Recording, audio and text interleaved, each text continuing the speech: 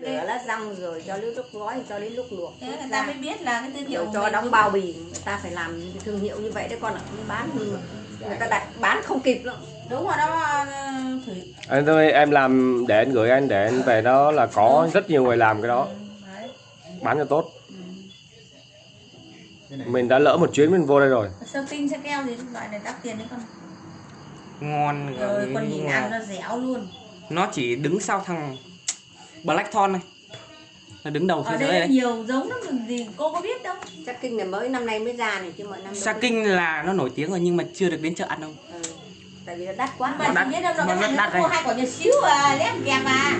Cái gì lấy đâu mà sai là anh. Là cái quả nhỏ xíu Xíu à, còn đây có của nó sai khủng đầy đâu. này mà. Đấy con nhìn cái trái nó gai, nó lây da xanh này nó mới là đỉnh đấy. Thấy chưa?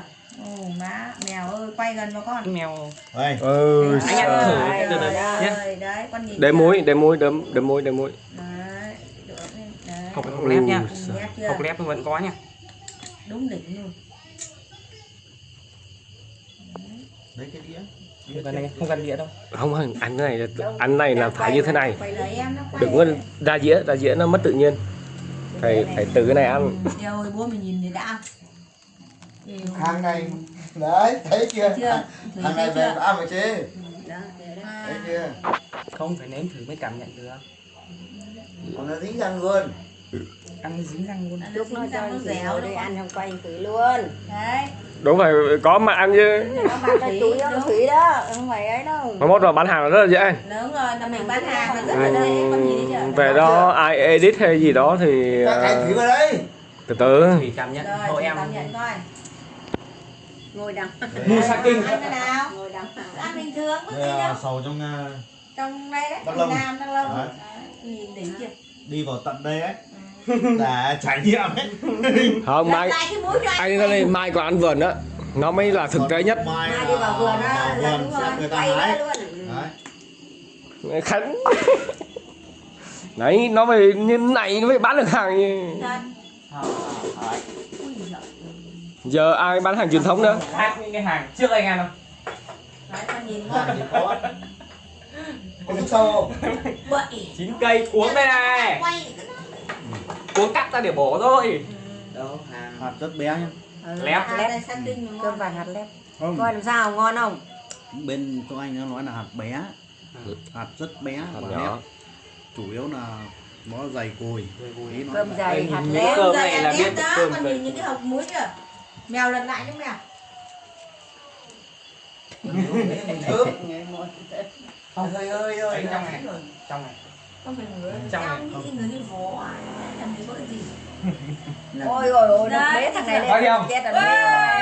Ôi rồi. Đây Ôi là- trời ơi, đàn ông ơi đàn ông. Coi đi. Đây là hàng thực tế nhá.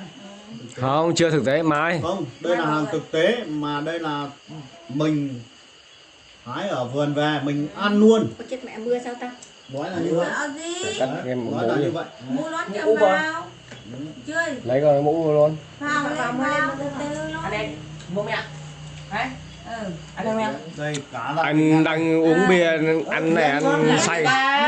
Từ từ, bình tĩnh. Ăn tay làm gì con? Nô cái gì mà nô quá. Ăn đi con ạ. Đây này. anh chơi đây lúc bao giờ anh về anh có ăn được. Đúng rồi.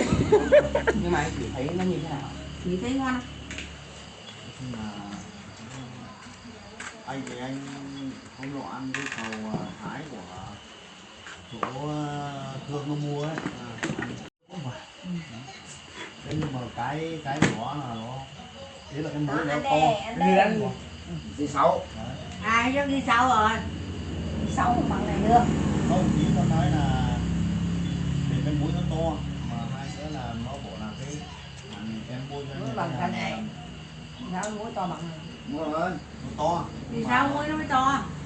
Nó ý là lấy hàng lấy xong thì nếu mà có ăn cũng là được. Ừ, cái thứ 6 là hàng đỉnh rồi. Nhưng mà Cứ cắt anh Thủy hàng Đi thứ sao 6. bằng này được. Đi sáu không Cắt đây Thủy cái hàng thứ 6. không thôi. Mèo ăn đi con. Cháu đang uống bia. Ý là trước mắt là mình cứ lấy về là nó đã được. Con lấy hàng gì cho anh? bóc cái hột nào nữa, bóc một cái muối ra. Muối ra. bóc keo hả? Nướng hành gì đấy. Không, cầm cái hột em vừa ăn đó, Đây, rồi lấy cái muối kia ra. nè. Lấy một muối ra Lấy cái muối ra. Đấy. thì mình mới có cái so sánh. Đây để bổ ra cho. Là hạt đép mà. Đấy chứ là quả này là hạt đép. Có tách quá, cơm dẻo quá rồi. Cơm dẻo quá rồi anh Mèo ơi. Con cái tạch Chung cái cái loại này Nó dẻo quá. Chung rồi ngon. ý là bây giờ nói chung là Đây. ngoài con ấy nó chưa kinh được. Đúng là nắng nó ôi cái hạt. Lấy hạt ra. đây cả hạt ra con lấy cái dao Đấy, cái hạt nó nhỏ xíu thế chứ. Bóc hẳn hạt á. Đây là nhưng mà Lấy cái hạt này ra. là Thằng này là hàng rất tiền đấy. không ý con đang nói cái này quay này thôi, nhưng mà cái này nó lại Ok. ở lĩnh vực khác. Cái quả này là hôm Còn nay đâu không quả chính bốc. anh nói em này.